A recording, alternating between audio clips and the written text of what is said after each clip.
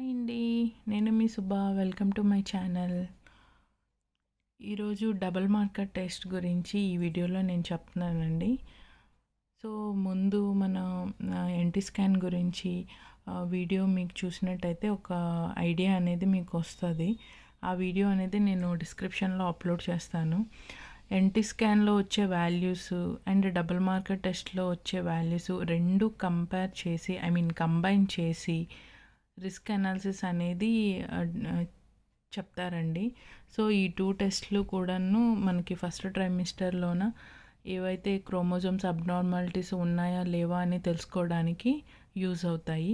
So ఇప్పుడు ఈ double marker test గురించి ఈ వీడియోలో మనం డీటెయిల్డ్గా తెలుసుకుందాము. అసలు ఈ డబుల్ మార్కర్ టెస్ట్ ఎప్పుడు చేస్తారు అంటే ఫస్ట్ ట్రైమిస్టర్ ఎండింగ్ అంటే ఎన్టీ స్కాన్ 11 to 14 వీక్స్లో చేస్తారు కదా, అదే టైంలో ఇది చేస్తారండి. అండ్ సెకండ్ ట్రైమిస్టర్ స్టార్టింగ్లోనైనా చేయొచ్చు.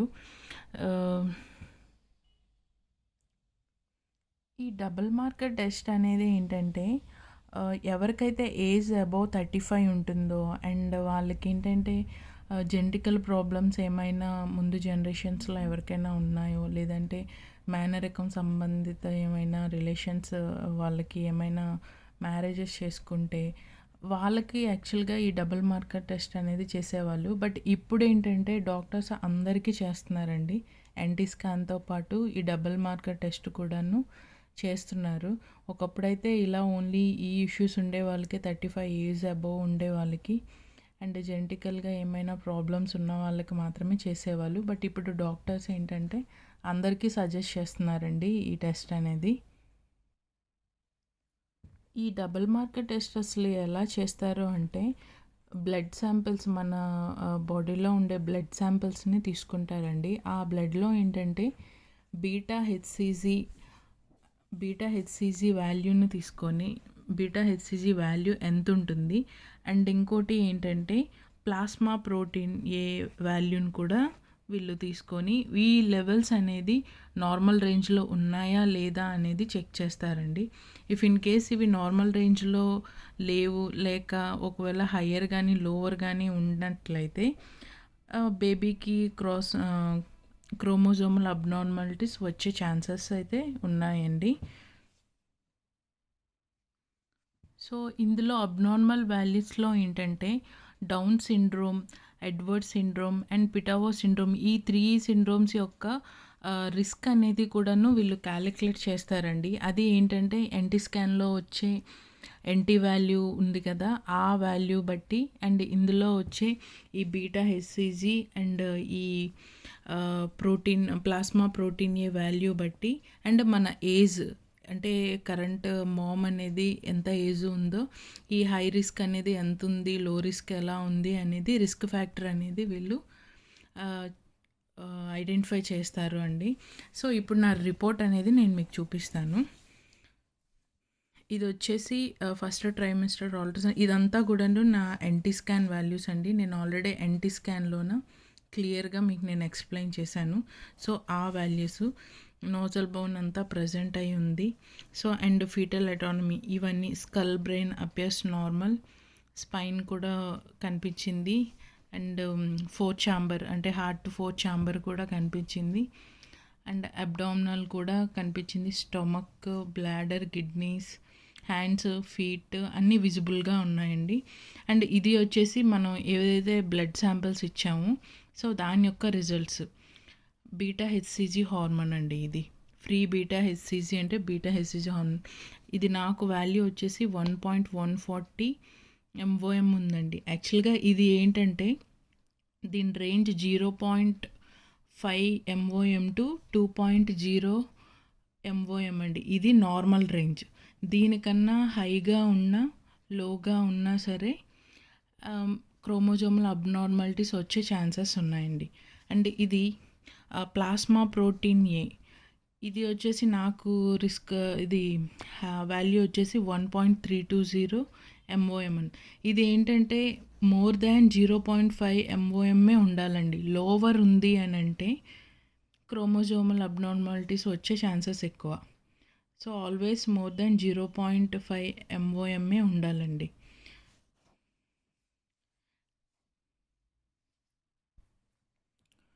సో నెక్స్ట్ వచ్చేసి ఈ patient mother had PE. So PE means pulmonary embolism అండి. దాని వాల్యూస్ ఇవన్నీ కూడాను. అండ్ ఎస్టిమేటెడ్ రిస్క్ వచ్చేసి ఈ ట్రైసోమీ 21 అండ్ ట్రైసోమీ 18, ట్రైసోమీ 13 అనేది ఏంటంటే, ట్రైసోమీ 21 అంటే డౌన్ స్ట్రీమ్ సిండ్రోమ్ అండి.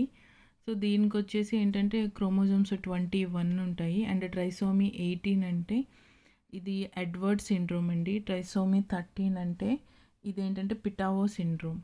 సో ఇవి ఎలా అంటే ఈ 3 సిండ్రోమ్స్ యొక్క రిస్క్స్ అనేది మనం ఇక్కడ క్యాలిక్యులేట్ చేస్తాము.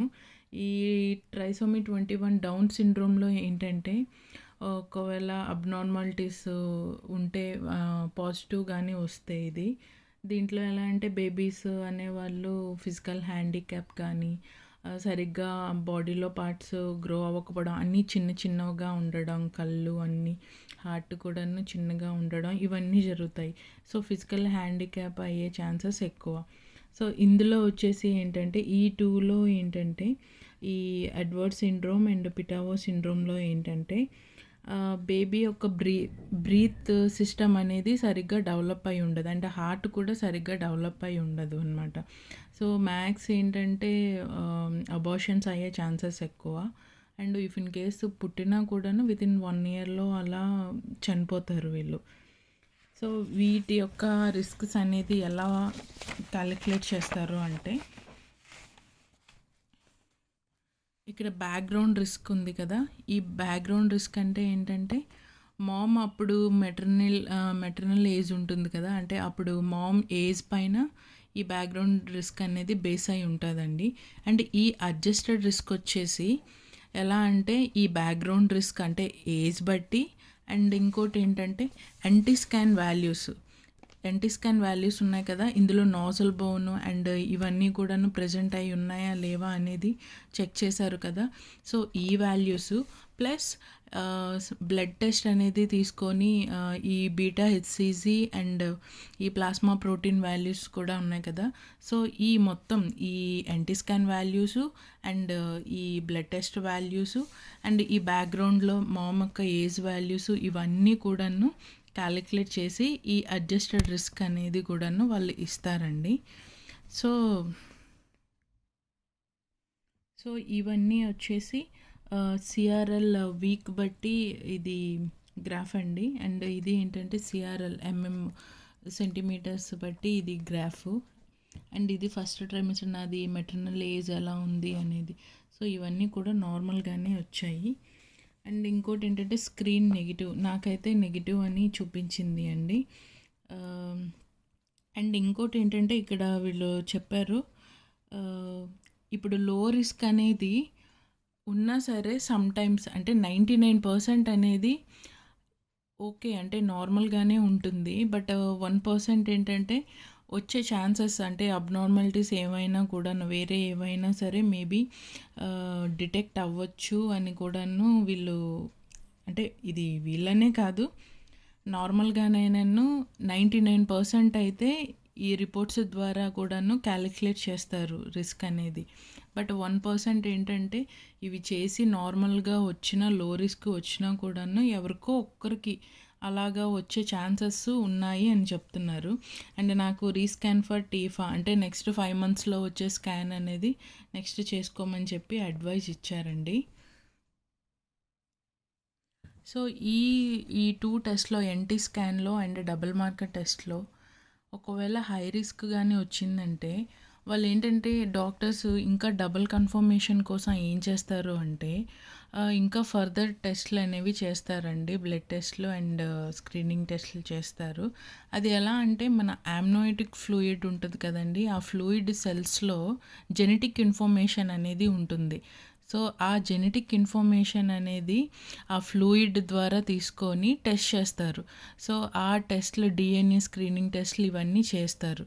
సో దాంట్లో కూడా పాజిటివ్ వస్తే ఆ బేబీకి అబ్నార్మాలిటీస్ అనేవి ఉన్నాయి అని వాళ్ళు డిసైడ్ చేస్తారు.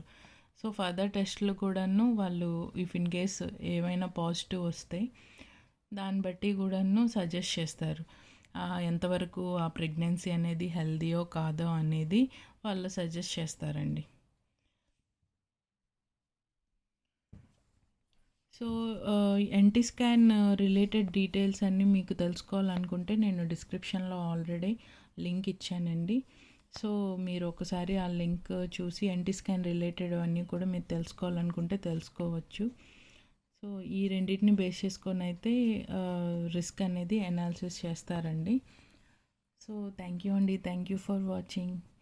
నేను షేర్ చేసిన ఈ ఇన్ఫో అనేది మీకు యూస్ఫుల్ అనిపిస్తే ప్లీజ్ లైక్ అండ్ షేర్ చేయండి. అండ్ నెక్స్ట్ వీడియోస్ అనేవి మీకు ఫస్ట్ మీరే చూడాలి అనుకుంటే సబ్స్క్రైబ్ చేయండి. Thank you for watching.